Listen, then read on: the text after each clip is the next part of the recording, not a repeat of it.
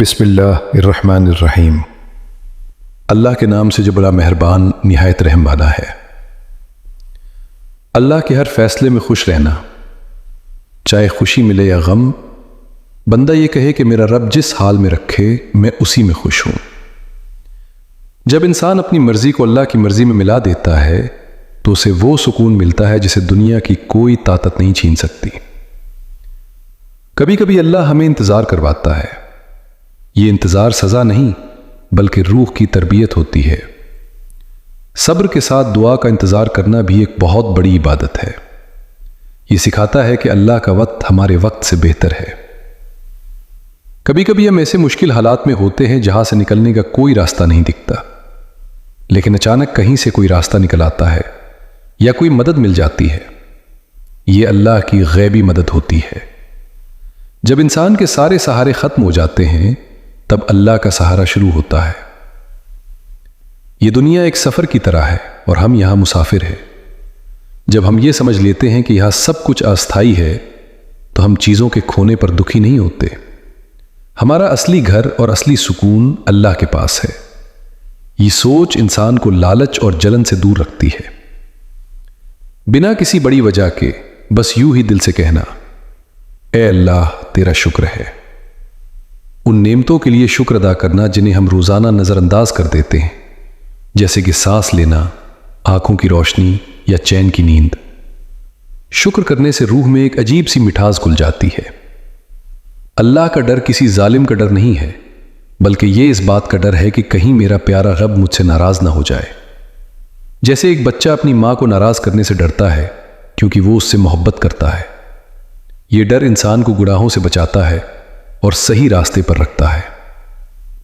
دل کا ٹوٹنا، اور اللہ کہتے ہیں کہ اللہ ٹوٹے ہوئے دلوں میں رہتا ہے۔ جب دنیا ہمارا دل توڑتی ہے تب ہم اللہ کے سب سے زیادہ قریب ہوتے ہیں۔ وہ ٹوٹا ہوا دل ہی ہے جو اللہ کو سب سے زیادہ پکارتا ہے، اور اللہ اس ٹوٹے ہوئے دل کی مرمت اپنی محبت سے کرتا ہے۔ جب انسان تھک جاتا ہے اور اسے لگتا ہے کہ سارے راستے بند ہو گئے ہیں تب توکل کی طاقت شروع ہوتی ہے۔ اس کا مطلب ہے اپنا ہر معاملہ اللہ کے سپرد کر دینا۔ جب ہم کہتے ہیں کہ اللہ ہمارے لیے کافی ہے تو دل کو جو سکون ملتا ہے وہ روحانیت کی سب سے اونچی سیڑھی ہے۔ سجدہ صرف ایک جسمانی عمل نہیں ہے بلکہ روح کا وہ مقام ہے جہاں انسان زمین پر ہوتا ہے لیکن اس کا دل عرش الہی کے سب سے قریب ہوتا ہے۔ اپنے دکھوں کو سجدوں میں بہا دینا انسان کو اندر سے آزاد کر دیتا ہے۔ 3. اللہ کا ذکر، دلوں کا سکون۔ قرآن میں آیا ہے، بے شک دلوں کا سکون اللہ کے ذکر میں ہی ہے۔ دن بھر کی بھاگ دوڑ میں جب ہم سبحان اللہ یا الحمدللہ کہتے ہیں تو ہماری روح کو ایک عجیب سی تازگی ملتی ہے۔ انسان خطاؤں کا پتلا ہے لیکن اللہ کی رحمت اس کے غصے سے کہیں بڑی ہے۔ اللہ کی رحمت سے کبھی مایوس نہیں ہونا چاہیے۔ ایک سچا آنسو اور دل سے کی گئی توبہ انسان کو پھر سے پاک صاف کر دیتی ہے۔ 5. شکر، نعمتوں کی چابی۔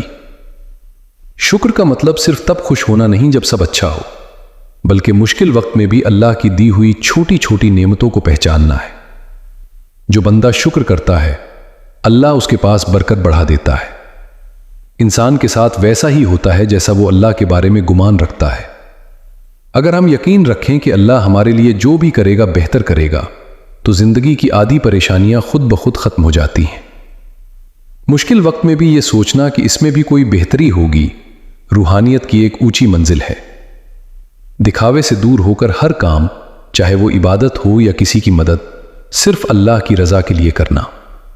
جب دل میں دنیا کی واہ واہی کی چاہت ختم ہو جاتی ہے اور صرف رب کی خوشی رہ جاتی ہے تب انسان کو سچی روحانی آزادی ملتی ہے۔ صبر، آزمائش میں سکون۔ اللہ اپنے پسندیدہ بندوں کو آزماتا ہے۔ صبر کا مطلب ہار مان لینا نہیں بلکہ اللہ کے فیصلے پر راضی رہنا ہے۔ قرآن میں آتا ہے، بے شک اللہ صبر کرنے والوں کے ساتھ ہے۔ یہ احساس کہ اللہ ہمارے ساتھ ہے ہر درد کو سہنے کی طاقت دیتا ہے۔ جب پوری دنیا سو رہی ہوتی ہے تب اپنے خالق سے باتیں کرنا۔ تہجد کا وقت وہ ہے جب بندہ اور خدا کے بیچ کوئی پردہ نہیں ہوتا۔ اپنی ٹوٹی پھوٹی دعاؤں کو اللہ کے سامنے رکھنا रूह को बहुत मजबूत बनाता है। दुनिया की हर ये सोचना कि हमें एक दिन अपने रब के पास लौट कर जाना है, इंसान को दुनिया के लालच से बचाता है और आखिरत की तैयारी के लिए रूह को तैयार करता है। कभी कभी हम दुआ करते हैं और हमें लगता है कि जवाब नहीं मिल रहा, लेकिन अल्लाह की खामोशी का मतलब ना नहीं होता, बल्कि वो सही वक्त का इंतजार कर रहा होता है। अल्लाह का चुप रहना भी उसकी एक बड़ी हिकमत है, जिसे इंसान बाद में समझता है। रिज्क और अल्लाह का वादा। इंसान अक्सर अपनी रोजी रोटी को लेकर परेशान रहता है, लेकिन अल्लाह ने वादा किया है कि जो जान उसने पैदा की है उसका रिज्क भी वही देगा। परिंदे सुबह खाली पेट निकलते हैं और शाम को पेट भरकर लौटते हैं। यह तवक्कुल और अल्लाह की रज़ाकियत पर एक बहुत खूबसूरत रूहानी सबक है। जब बंदा गुनाहों में डूब कर भी अपने रब को पुकारता है तो अल्लाह उसे दुत्कारता नहीं। कहते हैं कि जब बंदा एक बार कहता है या रब, तो अल्लाह 70 बार कहता है मेरे बंदे मांग, मैं तुझे दूंगा। अल्लाह की अपने बंदे के लिए यह तड़प और मोहब्बत रूह को रुला देने वाली और सुकून देने वाली है। नीयत की पाकीज़गी। अल्लाह हमारे चेहरों या दौलत को नहीं देखता, वो हमारे दिलों और हमारी नीयतों को देखता है। एक छोटा सा नेक काम भी अगर सच्ची नीयत से किया जाए तो वो पहाड़ के बराबर अजर दिला सकता है। अपनी रूह को साफ रखने का सबसे बड़ा रास्ता अपनी नीयत को साफ करना है। हम अक्सर अपनी नौकरी या कारोबार को ही अपना पालने वाला समझ लेते हैं, लेकिन असल में दाना दाना पहुंचाने वाला अल्लाह है।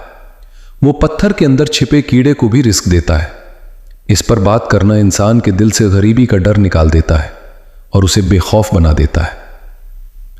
आंसू और अर्श का फासला।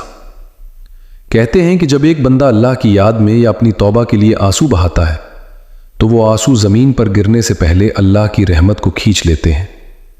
वो एक कतरा आंसू जहन्नम की आग को बुझाने की ताकत रखता है। इंसान सोचता है कि काम कैसे होगा, लेकिन अल्लाह के लिए कुछ भी नामुमकिन नहीं। वो सिर्फ कहता है हो जा और काम हो जाता है। जब सारी दुनिया के दरवाजे बंद हो जाए तब अल्लाह के कन पर यकीन रखना रूह को बहुत मजबूत बनाता है।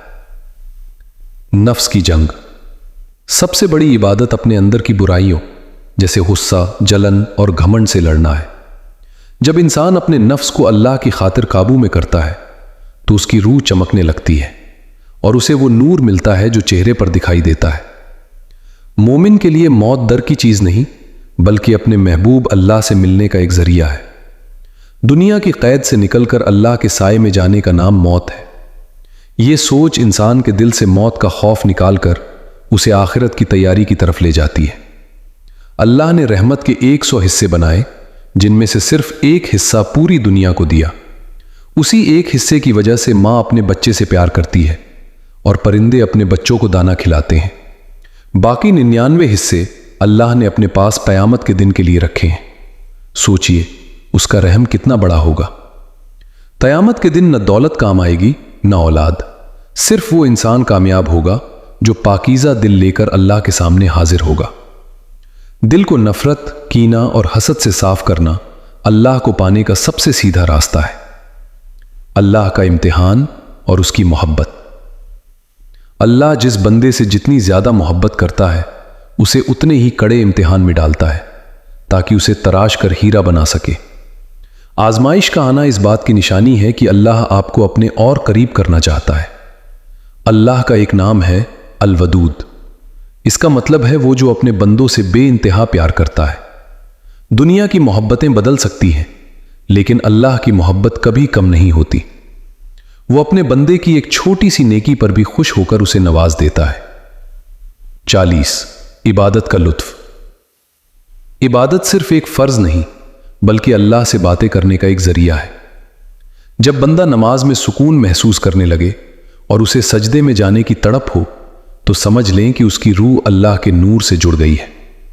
कभी कभी हम कुछ मांगते हैं और वो हमें नहीं मिलता।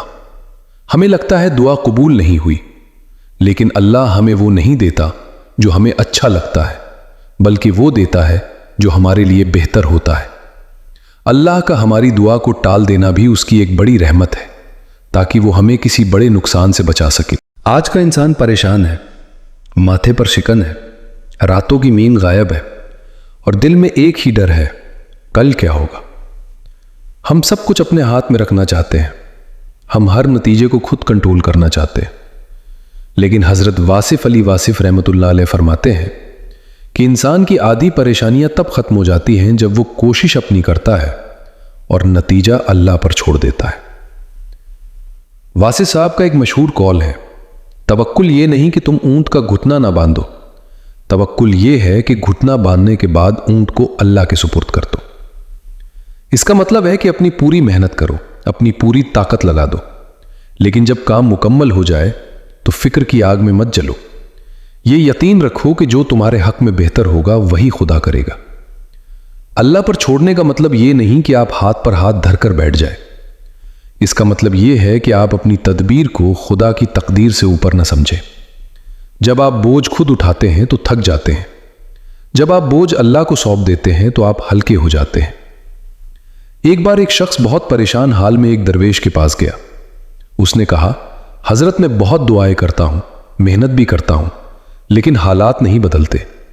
मुझे डर लगता है कि कहीं मैं बर्बाद ना हो जाऊं। दरवेश ने मुस्कुराकर कहा, बेटा क्या कभी तुमने किसी परिंदे को सुबह उठकर रोते देखा है कि आज दाना कहां से मिलेगा? वो चहचहाता हुआ घोंसले से निकलता है।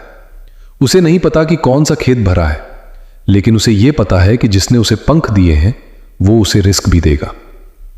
सीख, इंसान अपनी अकल के पिंजरे में कैद है, जबकि परिंदा तवक्कुल के आसमान में उड़ता है। वासिफ साहब कहते थे, परेशानी हालतों से नहीं ख्यालों से पैदा होती है। जब हम कहते हैं कि अल्लाह पर छोड़ दिया तो असल में हम ब्रह्मांड की सबसे बड़ी ताकत से जुड़ जाते हैं। हजरत इब्राहीम अलैहिस्सलाम को जब आग में डाला जा रहा था तो उन्होंने जिब्राईल अलैहिस्सलाम से मदद नहीं मांगी। उन्होंने कहा, मेरा अल्लाह मुझे देख रहा है, वही काफी है, और आग गुलजार बन गई। यह छोड़ देना ही तो मोजिजा पैदा करता है। शिकवा छोड़ो, शुक्र पकड़ो। जितना आप शिकायत करेंगे उतनी ही बरकत कम होगी।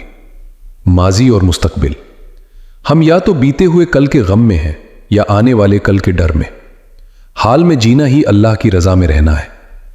सुकून का राज, सुकून किसी बैंक बैलेंस में नहीं, बल्कि इस यकीन में है कि मेरा रब मेरे साथ बुरा नहीं होने देगा। अगर आज आपकी कोई दुआ कबूल नहीं हो रही या कोई रास्ता बंद नजर आ रहा है तो ठहर जाइए।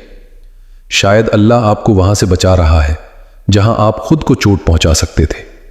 यकीन मानिए, उसका न देना भी उसकी एक नेमत है। बस कह दीजिए, ऐ अल्लाह, मैंने मामला तेरे सुपुर्द किया। वासिफ साहब फरमाते थे कि इंसान की सबसे बड़ी बीमारी खौफ है। हम हारने से डरते हैं, हम खोने से डरते हैं, हम अकेले रह जाने से डरते हैं। लेकिन गौर करो, क्या कभी तुमने देखा है कि समंदर की लहरें किनारे से टकराकर डर जाती हैं? नहीं, वो वापस जाती हैं फिर से आने के लिए। अल्लाह पर छोड़ देने का मतलब है कि अपने दिल से गैर का डर निकाल देना। जब आप कहते हैं कि अल्लाह मालिक है, तो क्या आप सच में उसे मालिक मानते हैं? अगर मालिक वो है तो फिक्र आपकी कैसे हो गई? नौकर का काम है ड्यूटी करना और मालिक का काम है रिस्क देना। हम अक्सर नौकर होकर मालिक के काम, रिस्क और नतीजे की फिक्र में दखल देते हैं, इसीलिए परेशान रहते हैं। लोग पूछते हैं, अगर सब कुछ अल्लाह पर छोड़ना है तो हम मेहनत क्यों करें? वासिफ साहब इसका बहुत खूबसूरत जवाब देते थे। वो कहते थे, दुआ तकदीर नहीं बदलती, दुआ तो खुद तकदीर होती है।